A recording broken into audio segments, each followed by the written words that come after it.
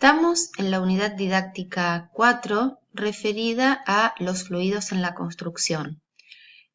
Más particularmente, estamos estudiando los fluidos en movimiento y en clase estuvimos viendo como ecuación básica para el estudio de estos fluidos en movimiento a la ecuación de Bernoulli.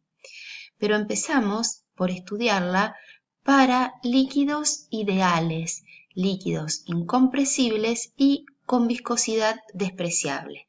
En este video vamos a hacer una breve extensión para poder aplicar esta ecuación de Bernoulli a fluidos reales. Recordamos, esta ecuación de Bernoulli es una ecuación que se refiere a la conservación de la energía, los tipos de energía que están involucrados cuando el fluido está en movimiento son la energía potencial gravitatoria, la energía cinética y un trabajo que se va realizando sobre este fluido para que justamente se vaya moviendo. En esas condiciones y considerando que el fluido es ideal y que el flujo es laminar y estacionario, habíamos visto que la suma de tres términos referidos a presión, velocidad y altura de posición de cada punto del eje de la cañería medidos respecto a un plano de referencia arbitrario, la suma de esos tres términos, decía, se mantenía constante para todos los puntos que estuvieran sobre una misma línea de corrientes. Eso es lo que nos daba esta línea azul horizontal que vemos en el gráfico y que en clase denominamos como línea de carga hidrodinámica. Vemos que esta ecuación de Bernoulli, entonces, nos dice que esta línea de carga hidrodinámica es una horizontal. Pero, cuando consideremos la viscosidad del fluido, esta viscosidad que se relaciona con una fricción, va a hacer que se vaya perdiendo la energía a lo largo de la cañería. Lo que se suele decir, se va a producir una pérdida de carga. Esto va a hacer que esta línea azul, línea de carga hidrodinámica, no sea más horizontal, como lo vemos en este segundo gráfico. Vemos que hay una diferencia entre la suma de los tres términos para el punto 1 y la suma de los tres términos para el punto 2. Diferencia que, fíjense, marcamos ahora en rojo. Eso que está en rojo representa esta pérdida de carga que se produjo entre el punto 1 y el punto 2.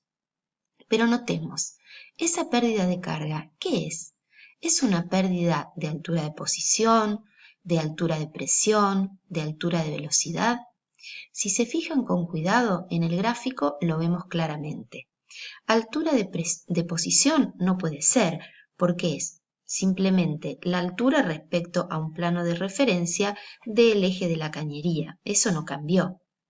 La velocidad, el término que representa la velocidad, tampoco se modificó, porque eso depende de la ecuación de continuidad. Recuerdan, si el caudal no cambió, tampoco habrá cambiado ni la velocidad 1 ni la velocidad 2.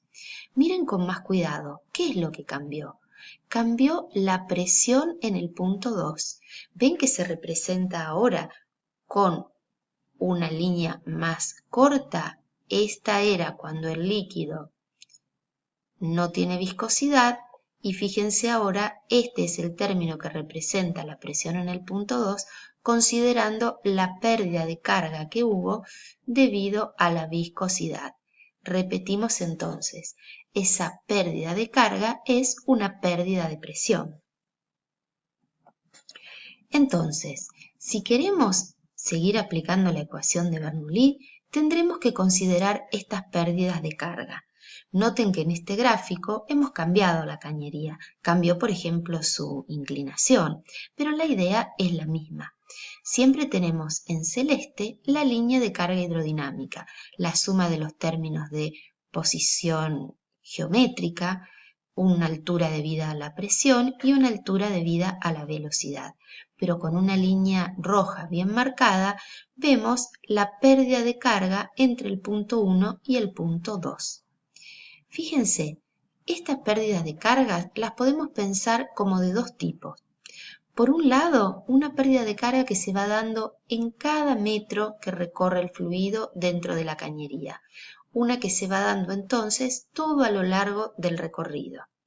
Pero vean que en este gráfico tenemos un punto singular, esta zona donde se produjo, en este caso, este estrechamiento. Eso representa una singularidad en la cañería y esa singularidad hace que en ese lugar se produzca una mayor pérdida de carga, o mejor dicho, una pérdida de carga concentrada, localizada en ese lugar.